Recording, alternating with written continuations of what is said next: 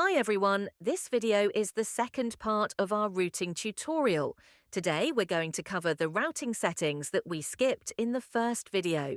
We'll do an advanced routing, show you what you can do with waypoints and navigation exclusion zones, and also talk about the weather display and analysis options. We launch Avalon offshore and select the advanced option. Then we go into the settings. This screen brings together all the parameters of the application. Let's start with Routing and Navigation Map. If you use Navionics, check the Navionics option. Otherwise, leave the default setting, raster/vector. In Map Display mode, you can choose between Normal or Satellite for Google Display. The routing option displays the bathymetric chart used by the Avalon routing engine. This is where you can see exactly what the software considers navigable, with a precision of 5 meters. If you're still using raster charts, you can adjust the overzoom level. If you're using Avalon's vector charts, you have a choice of display styles. EU for the CHOM, French style, US for the NOAA, American style. You can also define your own shallow water zone. The lat/long format lets you choose between degrees/minutes/seconds or decimal minutes. For the time, you can select local time, UTC, or a specific time zone, very useful during transoceanic crossings. I recommend leaving HTTPS checked to avoid any issues on marina Wi-Fi networks. Finally, you can choose the display mode, light or dark.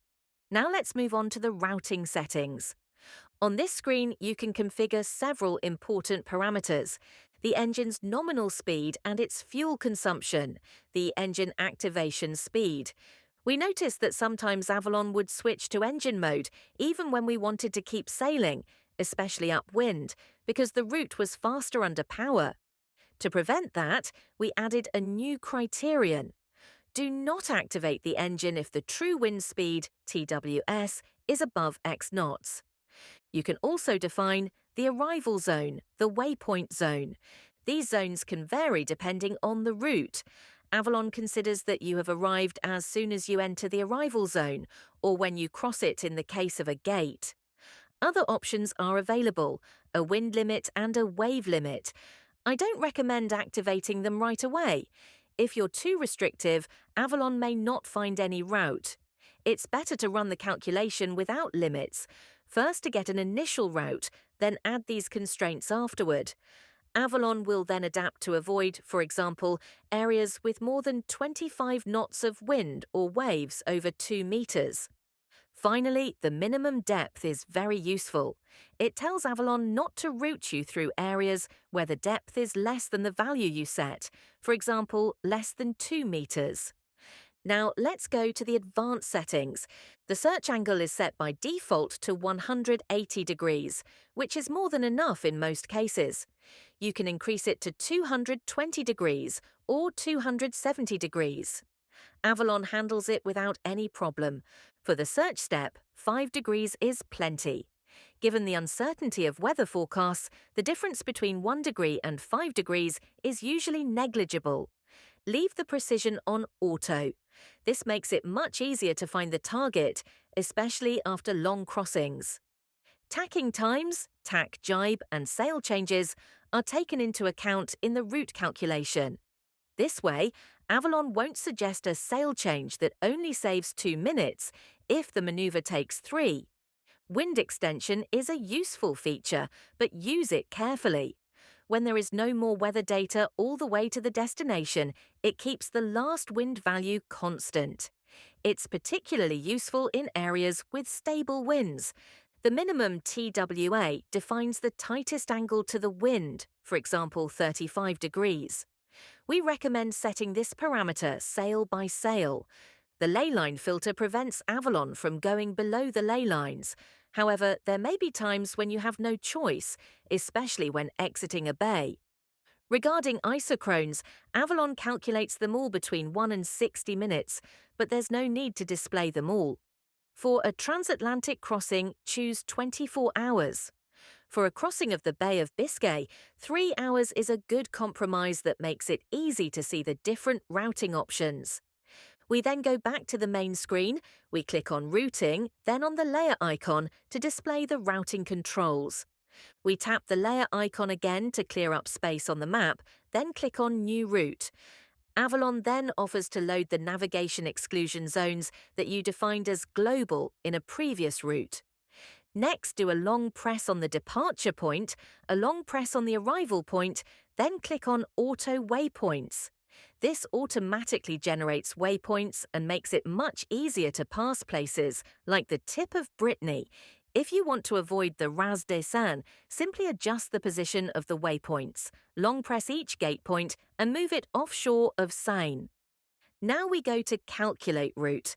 Thanks to the Estimate Cruise Duration button, Avalon automatically determines how much wind data to download and the isochrone time. Of course, you can change these settings manually. The Check Connection button lets you make sure the app is properly connected to the internet, whether via 4G, Wi-Fi, Starlink, or Iridium. Then choose the weather models. For an automatic selection of the best models, click on Auto Selection. Avalon will make a suggestion that you can adjust according to your preferences. To change a model, click on the icon for the desired source, for example, winds. Let's say you want to select arpege. Wind models are sorted by geographic area: global, regional, Europe, United States, or national. There are currently more than 90, and we will very soon be adding ECMWF ensemble files. These files are especially useful for testing route probabilities and observing model convergence. Very few routing software allow you to test 30 ensemble members simultaneously, which Avalon does natively. In the regional models, you'll find Météo France and can select arpege. The Force Wind Reload button is only useful in case of corrupted data transmission, since Avalon automatically checks for newer data before running the calculation. The Depart from My Position option is ideal when you're at sea and want to recalculate the route. Once all the parameters are set, click on Calculate. The route appears very quickly and passes correctly through the waypoints. You can then immediately access the routing table, which gives you a clear overview of the crossing and helps you decide whether to leave now or delay your departure. Avalon calculates two routes, the minimum route and the optimized route. This lets you compare the time gained or lost, as well as the number of engine hours saved, meaning more sailing pleasure and less fuel consumption. You'll also find a summary of the sailing angles, recommended sails, sea state, and Beaufort force. You'll see the maximum and minimum speed, the number of sail changes, the number of tacks, and the minimum and maximum heel. By swiping down, the detailed table appears point by point, routing point and isochrone point. There you'll find course over ground, speed over ground, wind angle, sail to use, true wind, gusts, current, waves, temperature, pressure, rain, and cloud cover. I can display the boat's information at any point on the route, either by clicking directly on one of the points or by moving the boat forward using the timeline at the bottom of the screen. I can also check all the weather information at any point on the map simply by moving the cross in the center. Just press and hold, then drag. I also have the option to display winds as traditional wind barbs or using Beaufort zones. The meteogram is especially useful. It lets me know exactly where the boat will be when the weather conditions are the worst, for example. To do that, just use the timeline at the bottom. The arrows at the top of the meteogram show the axis of the wind, current, or other weather data relative to the boat's heading. I can also visualize currents, total waves, swell, wind waves, as well as all other weather conditions, cloud cover, rainfall, risk of thunderstorms, etc.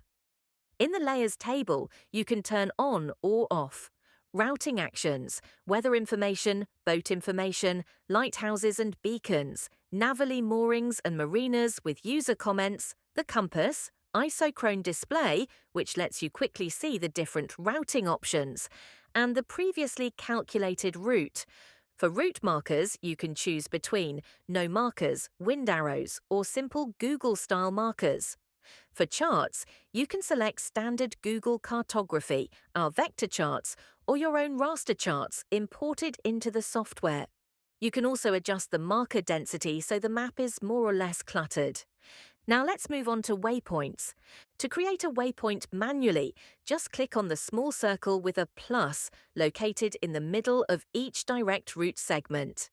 Avalon then lets you create either a zone waypoint or a gate waypoint. Once the waypoint is created, you can define precisely its latitude and longitude, its position by dragging it on the map, the size of the circle or gate.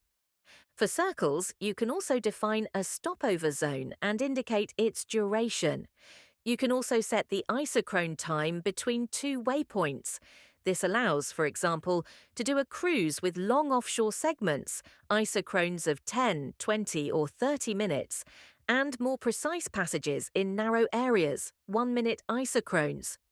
To move a waypoint, simply long press it and drag it to the desired location. In the example above, I want to pass between the island and the coast, so I create waypoint zone number 1, which forces the route to cross that zone. For a gate, you need to drag its two ends. To delete a waypoint, click on its number. The waypoint information appears, then click on that information to delete it. And now for the navigation exclusion zones. These zones are of two types: no crossing lines, linear barriers, or exclusion quadrilaterals, surface zones. You can define them in two ways: locally, linked to a specific route, they only apply to that route; globally, independent of any route, very practical for traffic separation schemes, wind farms, or any area you want to avoid permanently. Once defined, they automatically apply to all your routes. Concrete example: if I don't want to pass too close to the tip of Brittany, I create an exclusion quadrilateral by freely positioning its 4 points on the map. As soon as I recalculate the route, the boat's trajectory carefully avoids that zone for complete safety. And that's it, we've reached the end of this long video. Don't forget to subscribe. In the next video, we'll cover advanced features, calculating the best departure time, optimizing departure time based on arrival time, scenario analysis, and the trade-off between time saved and extra distance sailed. Thanks for watching and see you soon on the channel.